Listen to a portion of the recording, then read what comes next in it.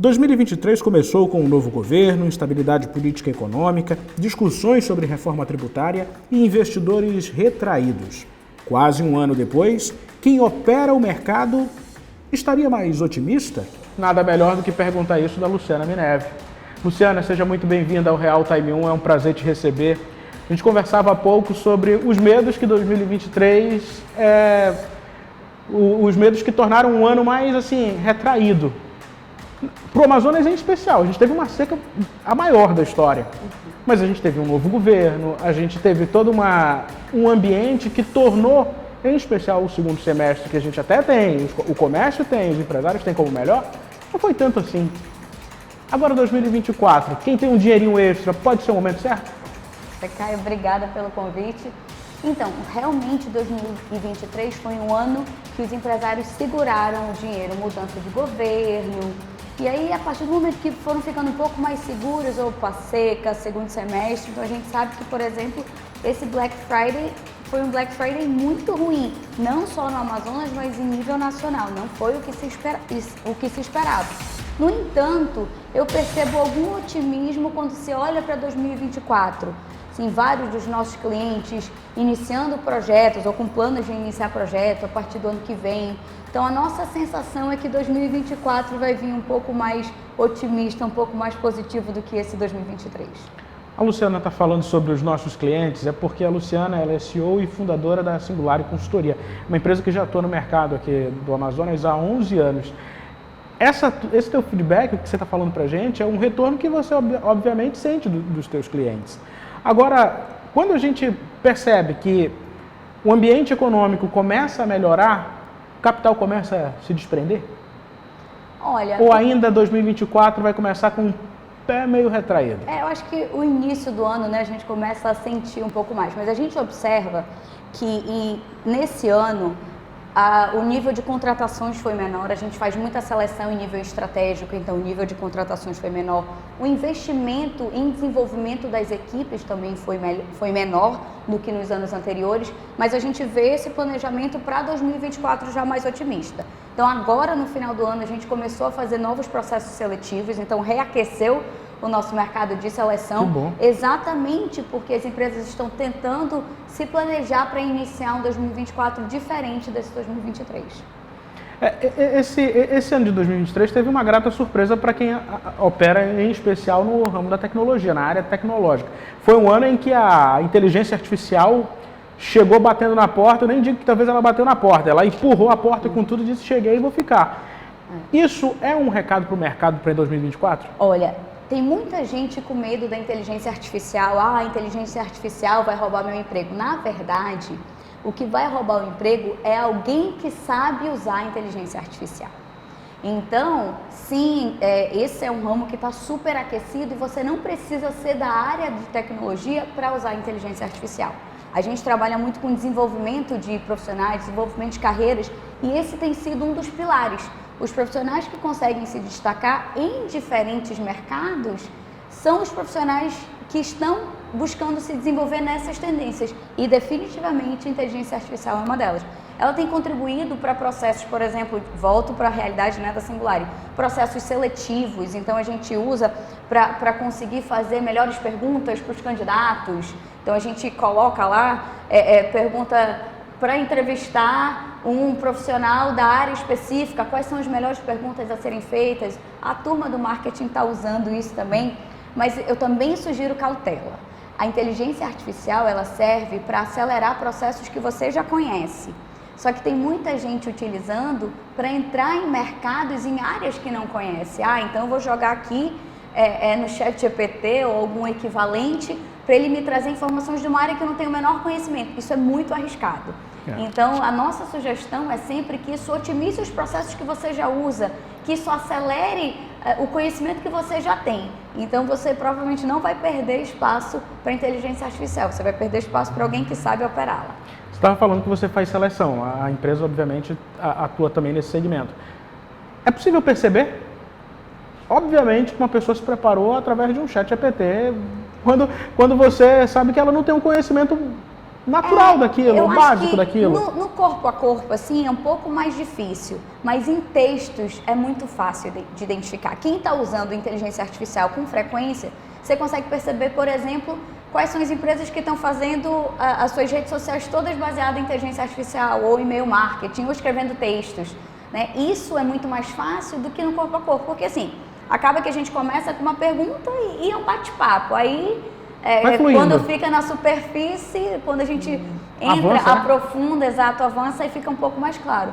E de novo, eu acho que é um aliado, é só preciso ter cautela, ele não vai substituir, eu acho que muita gente ficou muito assustada, vai substituir jornalistas, repórteres, vai escrever textos extraordinários. Ele pode melhorar os textos que você escreve, mas ele não vai escrever textos melhores do que alguém que conhece aquele tema em profundidade.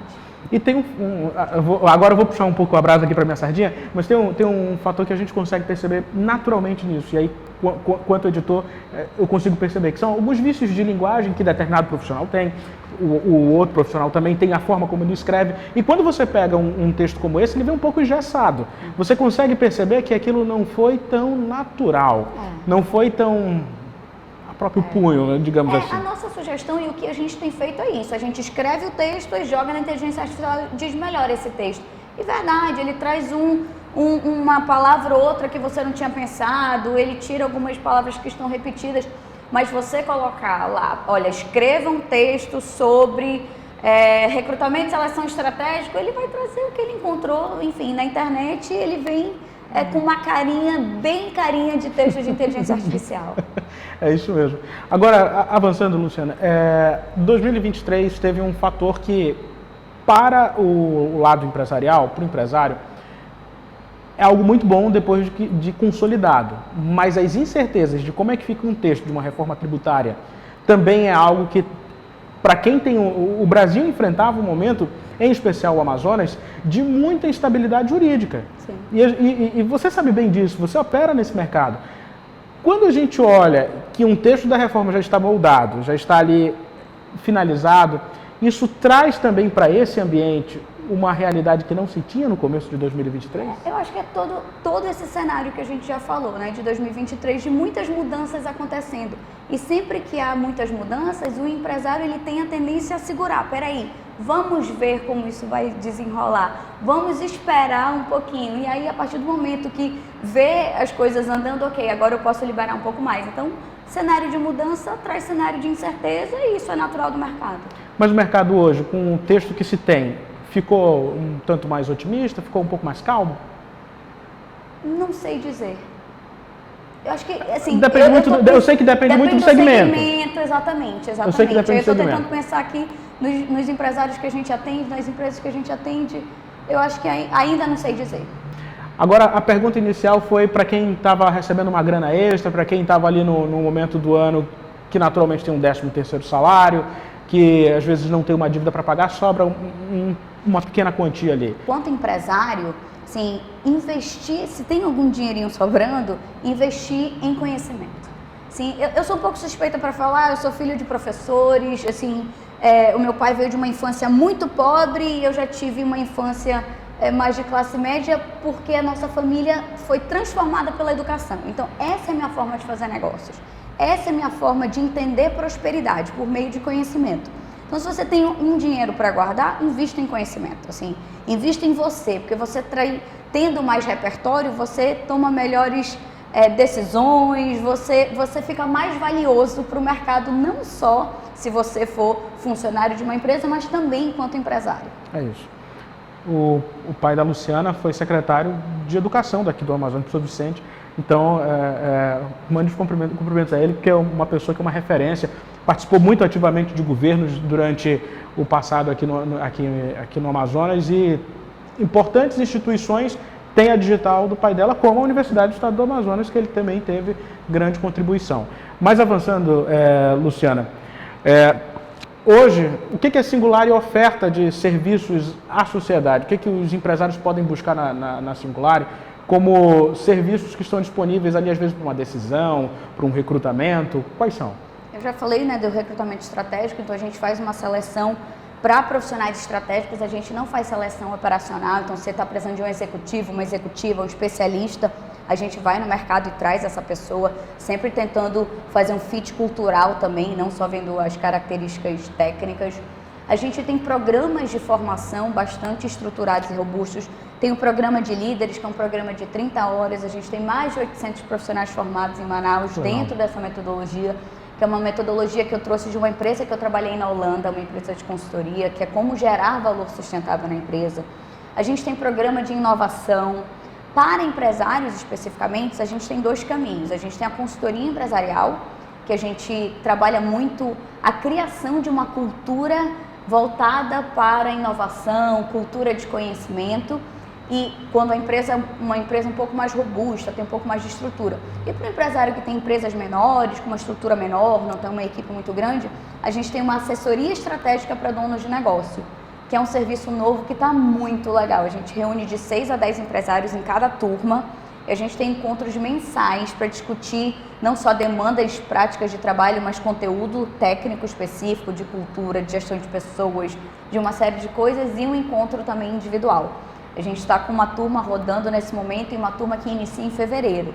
E esse tem sido assim, um dos trabalhos muito legais que a gente tem feito, que a gente consegue ver o valor disso dentro das empresas, né? Dos empresários dando o próximo passo, aumentando o seu repertório e fazendo uma gestão mais profissional, especialmente aquele empresário que vem de uma área técnica. É um engenheiro, é um dentista, é um médico, enfim, que tem uma formação técnica robusta, mas quando vai gerir um negócio, às vezes, especialmente no quesito gestão de pessoas, gestão de cultura, tem aí algumas lacunas. Isso é muito comum, né? Você encontrar, porque às vezes é um ótimo profissional, um ótimo técnico, como você falou, mas no dia a dia da liderança, no dia a dia da administração de um negócio, às vezes padece. E eu entendo que assim, não dá para saber de tudo, claro, mas você precisa, enquanto dono de negócio, ter um olhar muito mais amplo do que aquele olhar técnico. Então eu tenho uma construtora e eu faço os melhores prédios. Beleza, como é que você faz a gestão das pessoas? Especialmente para empresas de serviço. Porque quem entrega o serviço não é o dono, é a equipe dele. Quão bem treinado está essa equipe, quão satisfeitos estão. Se a gente tem uma rotatividade muito grande, especialmente em empresas de serviço, isso aqui é uma dor de cabeça para os donos. Porque quem entrega, quem tem, por exemplo, um consultório, uma clínica odontológica, quem entrega o serviço é o dentista que está ali na ponta. Né? Ele está satisfeito, ele não está satisfeito, ele está bem treinado. Então isso serve para tudo. Se você tem uma agência de marketing, se você tem uma empresa de consultoria, seja lá o que for, quem entrega não é você, o empresário. Né? Então, especialmente para empresas de serviço, entender, aliás, em todas, né? Varejo, indústria, em todas elas. Mas eu digo de serviço porque quem entrega o produto que ele não é tangível numa empresa de serviço é o colaborador. Né? No varejo ainda você vai vender um sapato, você entrega o sapato. Sim. Você vai vender uma geladeira, você entrega a geladeira. Mas no serviço você vai vender marketing, você entrega o conhecimento intelectual. A experiência, né? É isso. Começa a mudar essa percepção um pouco em Manaus? Você consegue entender isso? Porque hoje que a gente tem acesso a profissionais como você, a gente tem outros profissionais do mercado também que ofertam esse serviço, mas era muito difícil a gente ouvir falar disso 10 anos atrás. Olha, Caio, eu costumo dizer que o que trouxe as empresas até aqui não é o que vai levá-las para o futuro. E muitos empresários já entenderam isso. E isso é um dos grandes erros de empresas do passado. A gente tinha grandes grupos empresariais locais que foram muito prósperos e não passaram da segunda geração. Eu sou suspeita porque meu mestrado é sobre sucessão em empresa familiar. Então, empresa familiar ainda tem um caviar específico, ainda tem características muito específicas. Mas, de maneira geral, às vezes a empresa ela é muito rentável em uma geração e esse processo de sucessão faz com que a empresa não permaneça. E não só sucessão familiar, às vezes sucessão não familiar mesmo. E aí? Né? Por que não prospera? Porque provavelmente esses profissionais que estão conduzindo não estão preparados, não estão atentos às mudanças de mercado. E eu sempre falo que das principais armas de um empresário é entender o que está acontecendo no mundo, é ter um repertório amplo, vasto. E aí isso é um dos objetivos principais da Singular, assim, ampliar o olhar.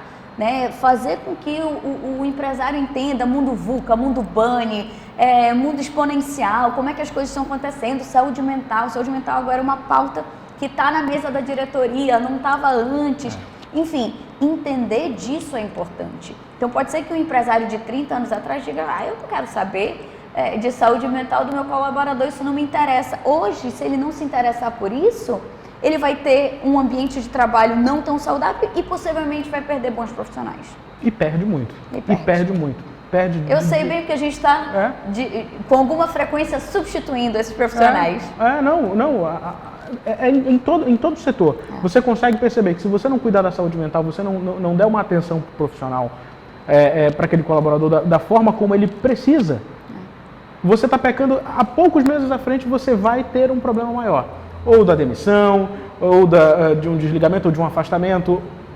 Porque é natural, são pessoas, né? A gente está falando com pessoas. E aquele empresário que mantém uma mentalidade muito fechada de que isso não é problema meu, eu não quero investir tempo nisso, no final das contas vai gastar mais. Porque substituir alguém que faz um trabalho bem feito é caro. Esse processo de rotatividade é caro. Então, é muito melhor manter alguém dentro de casa bem, emocionalmente, enfim. Então, é claro que existem limites, né?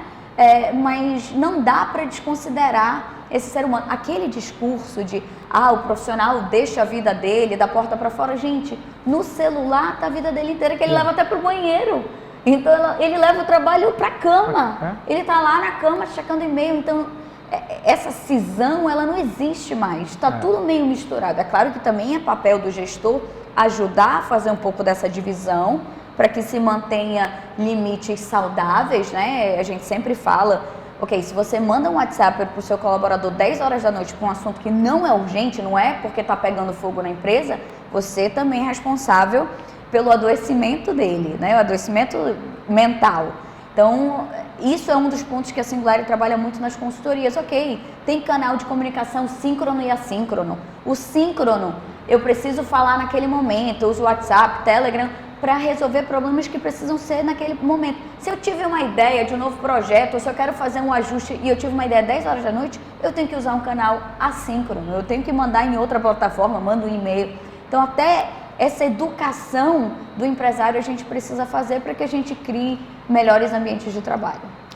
Você falava mais cedo sobre essa questão da sucessão, né? Isso. E a gente tem muitas empresas em Manaus, especificamente, em que você entende que é uma empresa naturalmente familiar. Você conhece aquilo dali, o seu avô conhecia, sua mãe conhecia.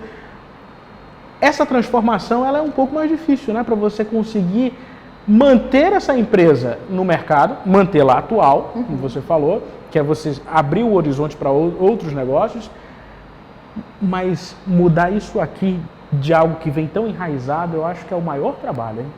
Eu costumo dizer que empresa familiar, quando ela dá certo, ela dá mais certo do que uma não familiar, mas quando ela não dá certo, o desastre tende a ser maior. Porque a gente está falando de vínculos muito mais profundos do que vínculos profissionais.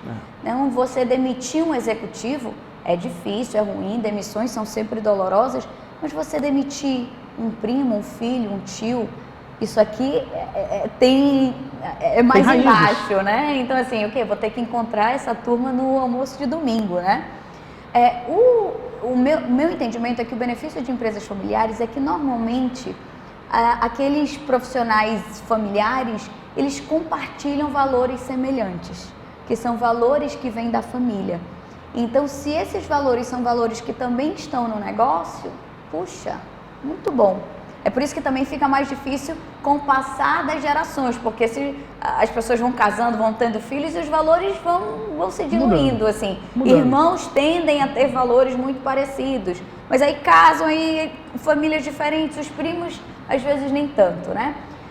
Mas quando dá certo, funciona muito bem, porque tende a ser uma comunicação mais rápida do que as estruturas de uma empresa não familiar, que tem mais hierarquias e tudo mais. Numa empresa familiar, normalmente você consegue entrar na porta abrir a porta e entrar na sala do dono, né? Para levar uma ideia, trazer alguma observação, enquanto em estruturas menos familiares, não familiares, na verdade, essa hierarquia ela tende a ser um pouco mais engessada. E com barreiras, né? E com barreiras. Com barreiras. Luciana, eu quero te agradecer por ter vindo aqui ao Real Time 1. Deixa teu contato, quem quiser entrar nas suas redes sociais, ter acesso aos conteúdos que você disponibiliza, por favor, claro. Isso é muito importante para quem está assistindo. Olha, a gente está em todas as redes sociais, Singular e Consultoria, no Instagram, no LinkedIn, o nosso site também, www.singulare.com.br. Lá, inclusive, tem vagas, todas as vagas que a gente abre para vagas, exato, de executivos e tudo mais. Então, assim, podem entrar em contato ou mandar um e-mail, contato@singulare.com.br, um e-mail para mim mesmo, luciana@singulare.com.br. Vai ser um prazer. Luciana, obrigado. Boas festas para você, para sua equipe. Obrigado por ter vindo aqui mais uma vez. E aquela porta ali atrás, ela está aberta para a gente bater papo outras vezes que você é só me convidar que eu venha. Obrigado mesmo. Obrigada. E a você, internauta, meu muito obrigado. Curta, comente, compartilhe e inscreva-se em nosso canal no YouTube, é o RT1 Play. Até uma próxima oportunidade.